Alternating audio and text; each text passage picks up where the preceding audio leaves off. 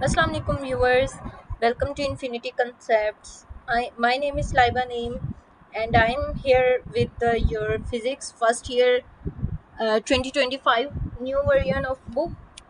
Students, uh, previously हमने scientific notation और conventions of SI units वगैरह के बारे में पढ़ा है अपने 2 लेक्चर्स में और आज हम शुरू कर रहे हैं अनसर्टेनिटी इन मेजरमेंट्स।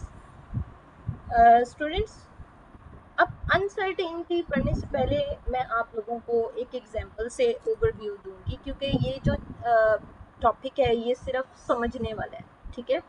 इसमें मेन आपकी ग्रिप ये होनी चाहिए कि आपको समझ कितनी है इस चीज़ के बारे में। जब भी हम कोई चीज़ को मेजर करते हैं, ठीक है, फॉर एग्जांपल अगर आपने एक स्क्रू गाज लिया है, ठीक है, और उससे आप किसी भी सिलेंड्रिकल शेप को, सिलेंड्रिकल मतलब कि कोई गोल होलो शेप, ठीक है, गोल टाइप चीज़, उसको आप मेजर करना चाह रहे हो, वर्नियर कैलिपर से मेजर करना चाह रहे हो, तो कभी भी ऐसा नहीं होगा कि आप उसकी मेजरमेंट बिल्कुल करेक्टली लो। इसकी एक आसान एग्जांपल देती हूँ। जैसे कि अगर आप एक बुक को मेजर कर रहे हो एक इंची टेप के साथ, ठीक है, अब इसमें 100% श्योरिटी कभी भी नहीं होगी कि वो जो इंची टेप है वो एग्जैक्टली आपकी मेजरमेंट को उतना ही काउंट कर रही है जितना कि वो एक्चुअल में है, ठीक है।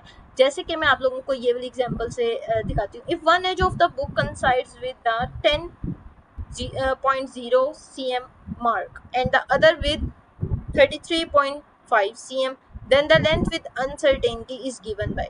अब वो कह रहे हैं कि अगर आपकी एक बुक है, ठीक है, उसकी जो एक साइड है वो तो एक रूलर के साथ या जिस भी चीज़ के साथ आप नाप रहे हैं उसकी एक साइड जो है वो इसके साथ मैच कर जाती है, कंसाइड यानी मैच करती है, और दूसरी साइड जो है वो इसके साथ। तो आप लोग क्या कहेंगे कि उसकी लेंथ क्या है?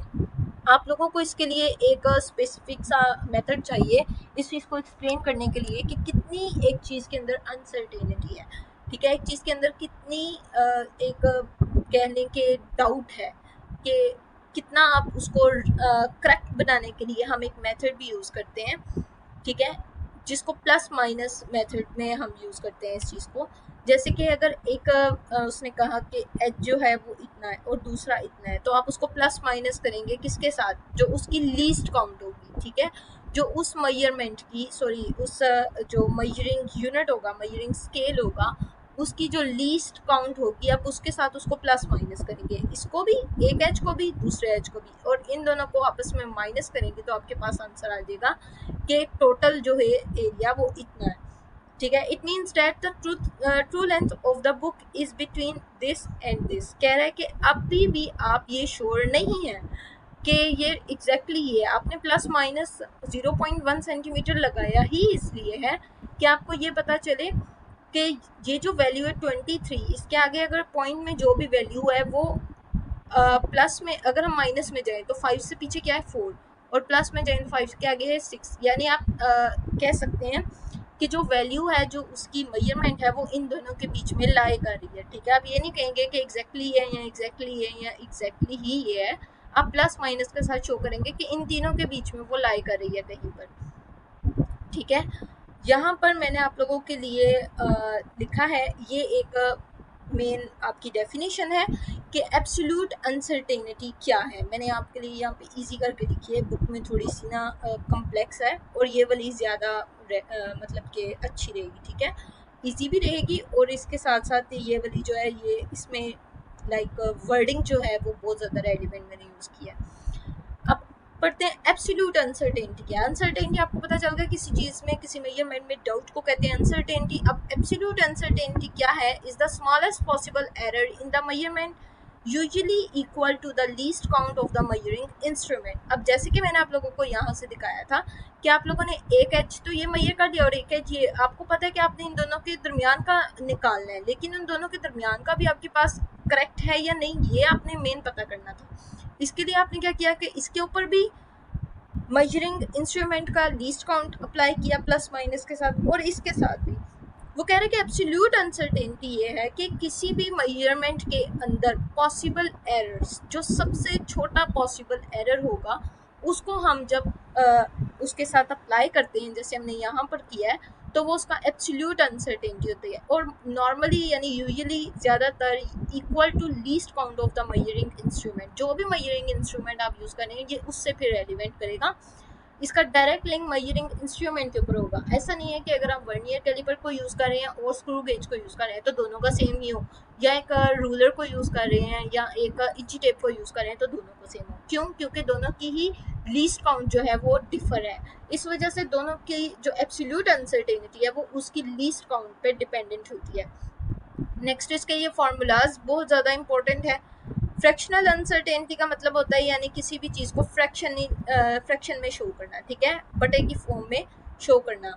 एब्सोल्यूट अनसर्टेनिटी यानी जो भी आपके पास लीस्ट काउंट है ओवर मयर्ड वैल्यू, जो भी आपने मयर वैल्यू निकाली है। फॉर एग्जांपल अगर 20 निकाली है और उसका लीस्ट काउंट था 0.1 तो इन दोनों को डिवाइड करेंगे तो आपके पास आंसर आ जाएगा। इसी तरह से अगर परसेंटेज में आप वही चीज़ निकालना चाहते हैं, हमेशा परसेंटेज जो है वो इस चीज़ को मल्टीप्लाई बाय 100 के साथ करने से शो हो जाती है।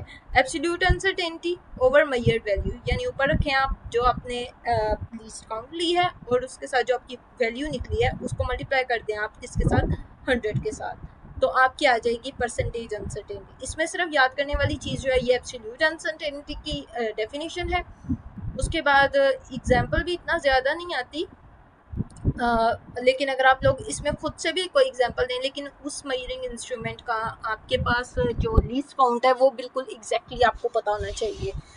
बाकी आप किसी भी चीज़ की मेजरमेंट ले सकते हैं, वो एग्जांपल दे सकते हैं मेजरमेंट की या कुछ भी, ठीक है, लेकिन आपको बस बीच में से ये क्लियरली पता होना चाहिए कि उसकी लीस्ट काउंट क्या आपने प्लस माइनस करनी है।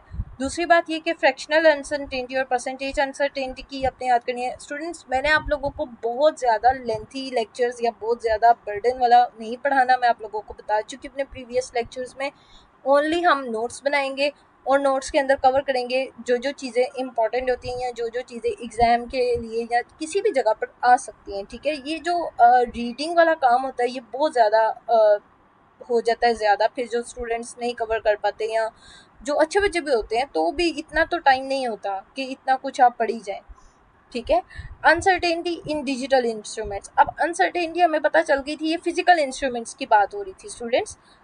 अब डिजिटल इंस्ट्रूमेंट्स में हमें कैसे पता चलेगा? अब digital, first of all we will discuss what is digital instrument.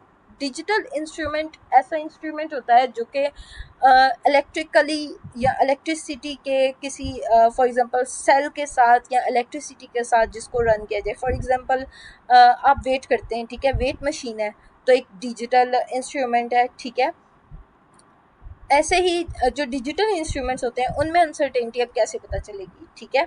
अब एक आप वेट मेजर कर रहे हैं तो आपको क्या पता कि आपका वेट जो है वो 40.1 अगर आया है तो वो 40.1 ही ठीक है। अब आप प्लस माइनस उसके अंदर से वेट की तो नहीं कर सकते, या जो वेटिंग मशीन है उसकी तो लीस्ट काउंट होती ही नहीं है, उसकी लीस्ट काउंट को आप नहीं करेंगे, वो एक करेक्ट मेथड नहीं होगा। सो लीस्ट काउंट होती है लेकिन उसको आप अप्लाई नहीं कर सकते, वो एक करेक्ट मेथड नहीं है। इसके लिए आपको क्या करना पड़ता है कि जो 40.1 आपकी वैल्यू आई है उस वन जो आखिरी डेसिमल प्लेस की लास्ट वाली जो वैल्यू, फॉर एग्जांपल अगर 40.12 है तो आप 2 को लेंगे, जो लास्ट में आएगी राइट साइड के लास्ट में वैल्यू वो आपकी अनसर्टेनिटी की वैल्यू होगी। यहाँ पर देखते हैं अनसर्टेनिटी इन डिजिटल इंस्ट्रूमेंट्स क्या है। इन digital instrument the uncertainty is usually the fluctuation of the last digit displayed. जो भी लास्ट डिजिट आपको नजर आएगा उसके अंदर जो भी अनसर्टेनिटी आपको नजर आती है, फ्लक्चुएशन कहते हैं यानी किसी भी चीज़ की खराबी को, ठीक है, जो भी लास्ट आपको नजर आ रहा है। फॉर एग्जांपल मैं आप लोगों को यहाँ पे करके दिखाती हूँ। 40.12 है आपकी वैल्यू, तो आप लोगों की जो फ्लक्चुएशन है वो इस 2 के अंदर है, ठीक है, इस सारी में नहीं है। ये 2 जो है ना ये फ्लक्चुएट कर रहा है यानी खराबी जो है ये इसके अंदर है। लास्ट डिजिट के अंदर जब कोई खराबी होती है तो वो ही उसकी अनसर्टेनिटी का मेन रीज़न होती है। यहाँ से आप लोगों को पता चलता है कि अनसर्टेनिटी कितनी है या इसके अंदर से आप लोग अनसर्टेनिटी को मेजर करते हैं, ठीक है। नेक्स्ट है if the last digit fluctuate by 1 और 2, जैसा कि मेरी एग्जांपल में था कि 1 या फिर 2 से अगर लास्ट डिजिट करता है, write down that last digit, ठीक है, it fluctuation is more than 2, कह रहा है अगर 1 या 2 का ही फ़र्क है, ठीक है, तो आप लोग उसको वैसे का वैसे ही लिख दें, ये करेक्ट है। लेकिन अगर 2 है या इससे ज़्यादा का और सो इन द लास्ट डिजिट, ठीक है, लास्ट डिजिट के अंदर 2 या 2 से ज़्यादा हो रही है, it may mean that reading is being influenced by some factors such as air currents. अब यानी आप वो कह रहे हैं कि 2 से भी ज़्यादा का अगर फ़र्क आ रहा है तो आप लोगों को ये पता होना चाहिए कि जो रीडिंग आ रही है ये किसी ना किसी मैटर की वजह से इसमें फ्लक्चुएशन पाई जा रही है। यानी फ्लक्चुएशन से मुराद कि आप लोगों की रीडिंग ही गलत आ रही है फिर, या वो एयर करंट्स है जो उसको कर रहे हैं, या वो कोई भी चीज़ है जो उसकी मेजरमेंट के अंदर ख़राबी की वजह बन रही है। ठीक, मुझे दीजिए इजाज़त। Thank you so much. अल्लाह हाफिज़। अगर वीडियो अच्छी लगी हो तो like and subscribe and share ज़रूर कीजिएगा। आप लोगों की सपोर्ट की बहुत बहुत ज़रूरत है ताकि मैं upcoming videos, lectures, numericals upload कर सकूं। And stay tune with me. अल्लाह हाफिज़।